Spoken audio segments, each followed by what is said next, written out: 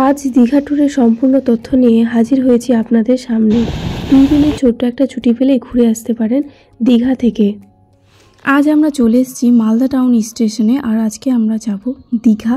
আর আমাদের ট্রেন চলে এসছে হাটে-বাজার এক্সপ্রেস। আমরা প্রথমে যাব কলকাতা, আর কলকাতা থেকে আমরা দীঘা যাব। আমাদের পুরো জার্নিটা দেখতে হলে সঙ্গে থাকুন। 10:40-এ আমাদের ট্রেন ছেড়ে দেয়। সকাল 5:30টায় আমরা পৌঁছে গেলাম শিয়ালদা স্টেশনে। এরপর আমাদের গন্তব্যস্থল হলো দীঘা, আর সেজন্য আমাদের শ্যামলী পরিবহনে বাসের টিকিট আগে থেকে কাটা ছিল। আর এসপ্ল্যানেডে আমাদের যেতে হবে, তার আগে আমরা জলযোগ করে নিলাম শিয়ালদা স্টেশনের কাছে। শিয়ালদা স্টেশন থেকে আমাদের যেতে হবে এসপ্ল্যানেডে, আর সেজন্য আমরা বাস ধরে নিয়েছি। এখানে শিয়ালদা স্টেশন থেকে এসপ্ল্যানেডের বাস ভাড়া হচ্ছে 10 টাকা জনপ্রতি। আমরা চলে এসেছি শ্যামলী পরিবহনের বাস স্ট্যান্ডে, আর এখান থেকেও টিকিট কাটা যায় বাসের, কিন্তু আমাদের টিকিট কাটা হয়েছিল অনলাইনে। আর এই অনলাইনে কিন্তু বাসের টিকিটের দাম হেরফের করে। আমরা যেমন 250 টাকা করে আমাদের টিকিটের দাম পড়েছিল, তবে এই দামটা অনেকটাই ওঠানামা করে। আর আপনারা চাইলে এই টিকিট কাউন্টার থেকেও কিন্তু টিকিট কাটতে পারেন, তবে সেক্ষেত্রে সুবিধা মতো বাসের সিট নাও পাওয়া যেতে পারে। তাই চেষ্টা করবেন অনলাইনেই টিকিট কেটে নেওয়ার, তাতে সুবিধা মতো সিট পাওয়া যাবে। এখানে অনেকগুলোই এজেন্সি আছে, শ্যামলী পরিবহন, আরও অনেক এজেন্সি আছে। তো আমাদের শ্যামলী পরিবহনটাই আমাদের সুবিধা মতো পেয়েছিলাম, তাই আমরা এইতেই টিকিটটা কেটেছি। আমাদের বাসের টাইম ছিল সকাল 8টা। 8টাতেই আমাদের বাস ছেড়ে দিল। এই বাসের সিটগুলো কিন্তু বেশ আরামদায়ক, বেশ ইচ্ছে মতো হেলানো যায় পেছন দিকে, বেশ ভালোই পরিষেবা এখানকার।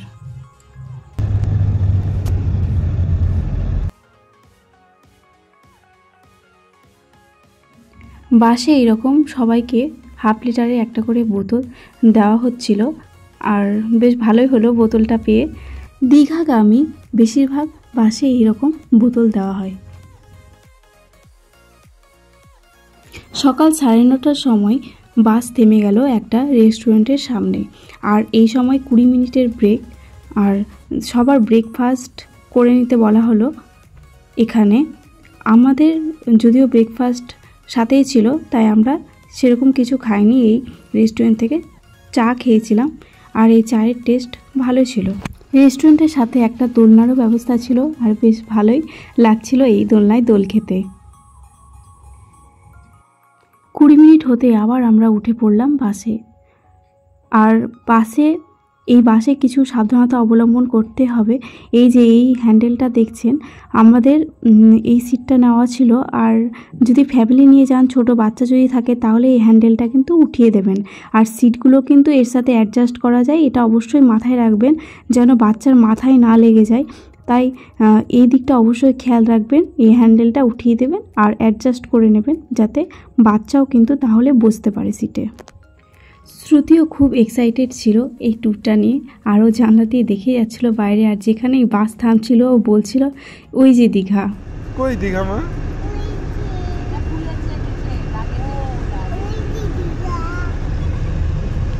মন্দারমণি কিন্তু এই রাস্তাতেই পড়বে, আর বাসগুলো কিন্তু এই মন্দারমণি স্টপেজে এখানে নামিয়ে দেয়।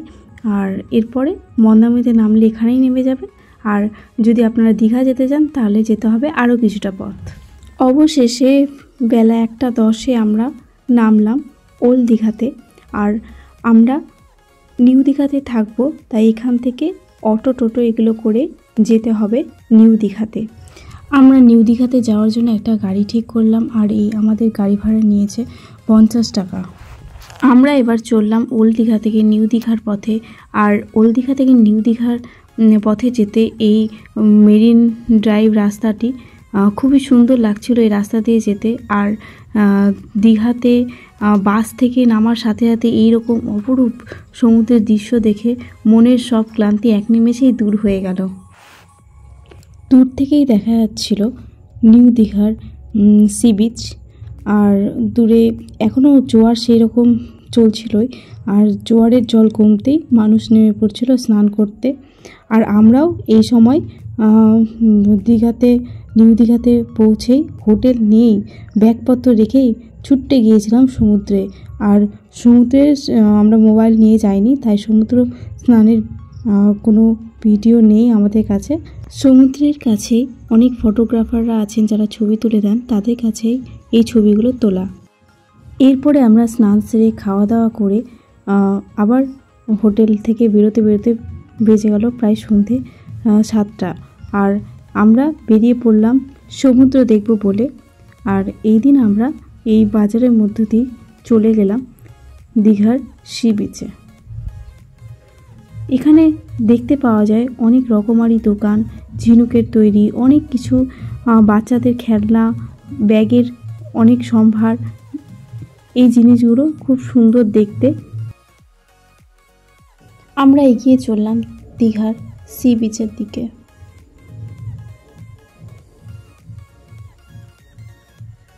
এখানে অনেক রকমের মাছ পাওয়া যায়, সন্ধেবেলা বসে এই মাছের বাজার। সমুদ্র দেখার জন্য এই রকম বাঁধানো বসার জায়গা আছে, আর এখানে বসে সন্ধেবেলা সমুদ্র দেখার মজাই আলাদা। এখানে সমুদ্রের ধারে বসে তরমুজও আমরা পেয়ে গেলাম। আর এই সমুদ্রের হাওয়া খেতে খেতে তরমুজ খাওয়ার মজাই আলাদা। আর এইখানকার তরমুজের কোয়ালিটিও বেশ ভালোই ছিল। আর ধীরে ধীরে জোয়ার চলে এলো, আর তার সাথে জলের ঝাপটা, আর এত সুন্দর বাতাস, ঠান্ডা বাতাস, মনোমুগ্ধকর পরিবেশ। রাত 10টা বাজতেই আমরা এরপর এগিয়ে চললাম আমাদের হোটেলের উদ্দেশ্যে। আর আবার রাস্তায় যেতে যেতে এইরকম জিনিসপত্রের দোকান দেখতে দেখতেই আমরা এগিয়ে চললাম হোটেলের দিকে। আর আমাদের হোটেলটা ছিল এই যে নিউ গীতাঞ্জলি হোটেল দেখছেন আপনারা, এই নিউ গীতাঞ্জলি হোটেলের পাশ দিয়ে যে রাস্তাটা চলে গেছে, এই যে এই রাস্তাটা দিয়েই চলে যেতে হবে আমাদের হোটেলে। আর আমাদের হোটেলের নাম হলো হোটেল মানসকন্যা।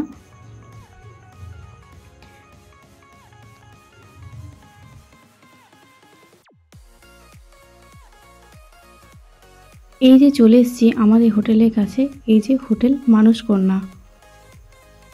দীঘা সি বিচ থেকে খুবই কাছে এই হোটেল, হেঁটে 4 থেকে 5 মিনিট সময় লাগে, একদমই কাছে। পরের দিন ভোর 5:30টাতেই আমরা বেরিয়ে পড়লাম এই দীঘার সি বিচের উদ্দেশ্যে। আমাদের উদ্দেশ্য ছিল সানরাইজ দেখা, কিন্তু আকাশ মেঘলা থাকার জন্য সেইভাবে সানরাইজ দেখা যাচ্ছিল না।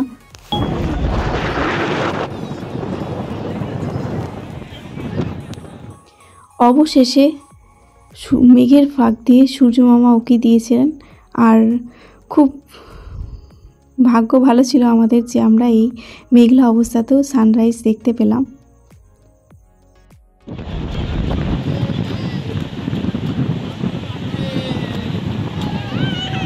সমুদ্রের ধারে বাচ্চাদের জন্য এই ধরনের গাড়িরও ব্যবস্থা আছে, আর বাচ্চারা খুবই পছন্দ করে এইসব গাড়িতে চড়তে। বেলা বাড়ার সাথে সাথে সূর্যের লাল আভা কেটে হলুদ আলো ছড়িয়ে পড়ছিল চারিদিকে। আর জলের মধ্যে হলুদ জলের ছিটে পড়তে কি অপরূপ শোভায় সেজে উঠছিল চারপাশ। এই বিচে ঘোরারও ব্যবস্থা আছে। শ্রুতি খুব এনজয় করছিল এই সমুদ্রের ধারে বেড়ানো।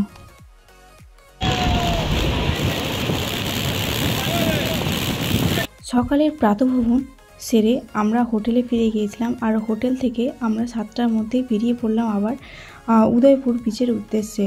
আর উদয়পুর বিচের উদ্দেশ্যে যাওয়ার জন্য আমরা হেঁটেই রওনা দিয়েছিলাম, কিন্তু এই বিচ ধরে যাওয়ার পথে আমাদের সাথে দেখা হলো এই বাইক আরোহী কাকুটার। আর উনি আমাদেরকে অফার দিলেন, উনি আমাদেরকে পুরো সাইট সিন করাবেন। দীঘার জনপ্রিয় যে স্পটগুলো আছে যেমন উদয়পুর, তালসারি, এগুলো উনি আমাদেরকে ঘুরে দেখাবেন। আর উনি 350 টাকায় আমাদের সাথে বলেন যে 8টি স্পট দেখাবেন। আর আমরা এরপর প্রথমেই চলে যাই উদয়পুর সি বিচে। এটা হলো উদয়পুর সি বিচ। এরপর আমরা চলে আসছি তালসারি সি বিচে।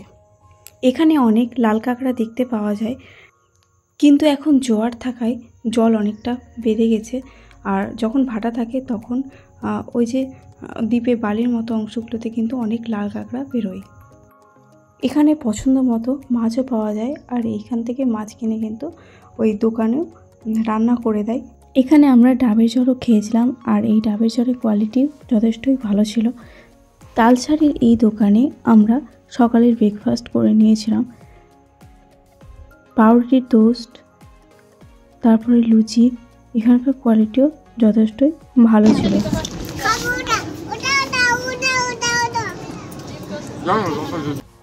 এরপর আমরা চলে এসেছি দীঘার আশেপাশে অন্যতম একটি জনপ্রিয় মন্দির চন্দনেশ্বরে। আর আমরা উদয়পুরের পরেই কিন্তু উড়িষ্যা রাজ্যে প্রবেশ করেছি। তালসারিও উড়িষ্যা রাজ্যেরই অন্তর্গত, আর এই চন্দনেশ্বর মন্দিরও কিন্তু উড়িষ্যা রাজ্যেরই অন্তর্গত। আর এখানে 50 টাকার কুপনের বিনিময়ে এই প্রসাদের ব্যবস্থা আছে, আর এই প্রসাদ নিয়ে আমরা চলে গেলাম মন্দিরের ভেতরে।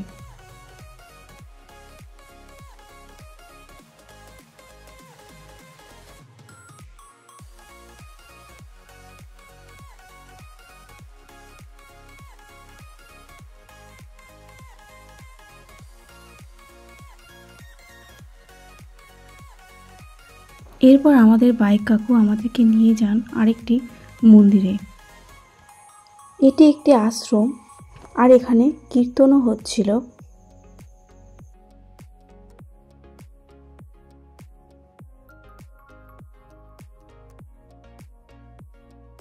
এরপর আমরা এখান থেকে চলে যাই সোজা ওশিয়ানা বিচে।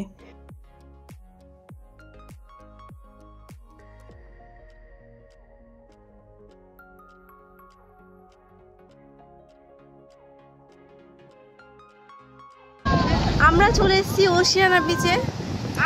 খুব সুন্দর ঢেউ হচ্ছে এখানে। 108টা সিঁড়ি দিয়ে উঠে আবার নামা। এটা ওশিয়ানা বিচ। সমুদ্রের কি তেজ এখানে। ওশিয়ানা বিচ দেখে রাস্তায় যেতে যেতে কাজু বাদামের বাগান দেখতে দেখতে আমরা চলে আসি আবার আমাদের যেখান থেকে আমরা যাত্রা শুরু করেছিলাম সেখানে আমাদেরকে রেখে দেন এই বাইক কাকু।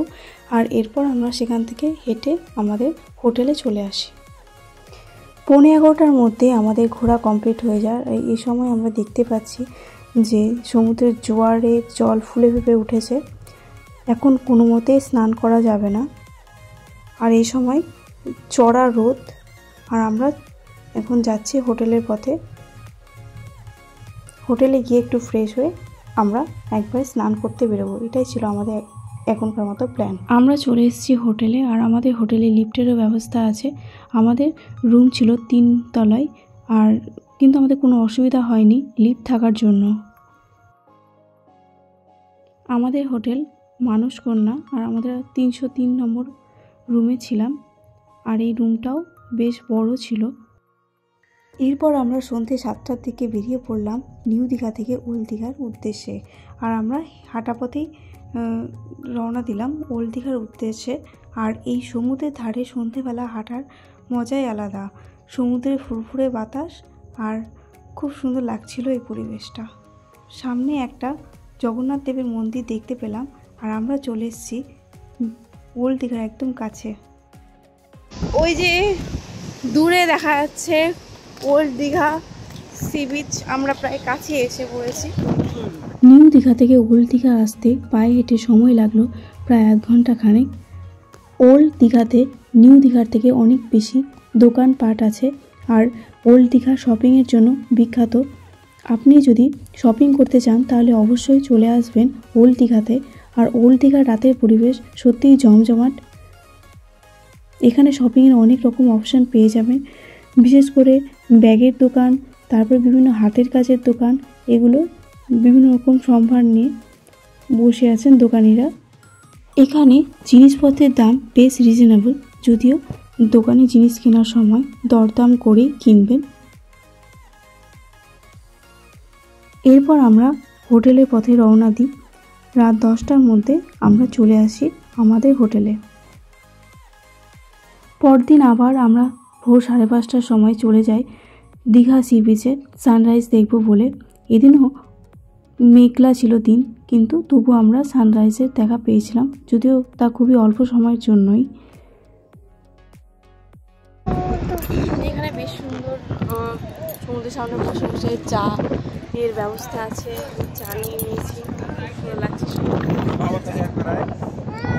আবার ঢাকা পড়ে গেছে। সকাল 8:30টায় দীঘা স্টেশন থেকে আমাদের ট্রেন আছে তাম্রলিপ্ত এক্সপ্রেস। তাই জন্য আমরা একবার সমুদ্রকে শেষ দেখে নেওয়ার জন্য আমরা যাচ্ছি সমুদ্রের দিকে, সমুদ্রকে ছুঁয়ে দেখার জন্য। এরপর আমরা বেরিয়ে পড়লাম দীঘার নতুন জগন্নাথ দেবের মন্দির দেখার উদ্দেশ্যে। যদিও মন্দিরের উদ্বোধন দেরি আছে, অক্ষয় তৃতীয়ার দিন।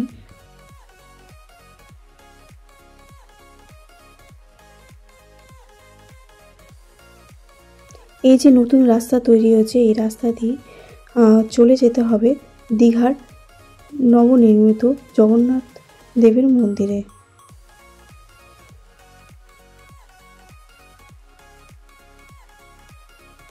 মন্দির তৈরির কাজ এখনো শেষ হয়নি, চলছে জোর কদমে। ওই যে দেখা যাচ্ছে মন্দির।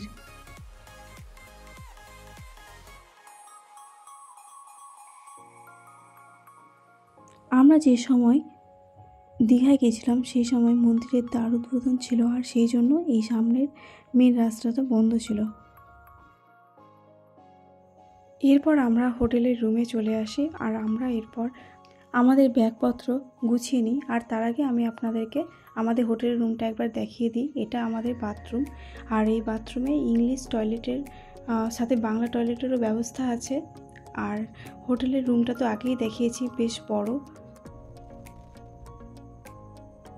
আর আমাদের হোটেলটা কিন্তু সি ভিউ, এখানে ব্যালকনি থেকে কিন্তু হোটেলে থেকেই দেখা যায় সমুদ্র দেখা যায়। ওই যে দূরে দেখা যাচ্ছে সমুদ্র। একদমই প্রিমিয়াম জায়গায় এই হোটেলটা। এই যে এইটা হলো বিচ ভিউ হোটেল, আর তার খুব কাছে আছে আমাদের এই হোটেলটা। হোটেলের পজিশনটা এমনিতে খুব ভালো। আর আমাদের হোটেলে ভাড়া নিয়েছিল 1100 টাকা করে পার ডে। 2 দিনের জন্য আমরা এই হোটেলে ছিলাম। যদিও হোটেলের ভাড়া কিন্তু ভ্যারি করে। আর হোটেলে পার্কেরও ব্যবস্থা আছে। এই যে 2টো দোলনা আছে নিচে গ্রাউন্ডে, আর এখানে রেস্টুরেন্টের ব্যবস্থা আছে। যদিও আমরা হোটেলে খাইনি, বাইরে খাওয়া দাওয়া করেছিলাম। আমরা এবার চললাম হোটেল থেকে দীঘা স্টেশনের পথে। আমাদের ট্রেন আছে সকাল 10:30টায় তাম্রলিপ্ত এক্সপ্রেস। চলে এসেছি দীঘা স্টেশন থেকে, আর এখন আমরা চলে যাব তাম্রলিপ্ত এক্সপ্রেসে করে কলকাতা। আর এই যে এখান থেকে দেখা যাচ্ছে জগন্নাথের মন্দির। এই যে জগন্নাথের মন্দির যে নতুন তৈরি হচ্ছে, একদমই কাছে স্টেশন থেকে। আর আমাদের ট্রেন চলে আসবে 2 নম্বর প্ল্যাটফর্মে। আমরা যাব কলকাতা হাওড়া।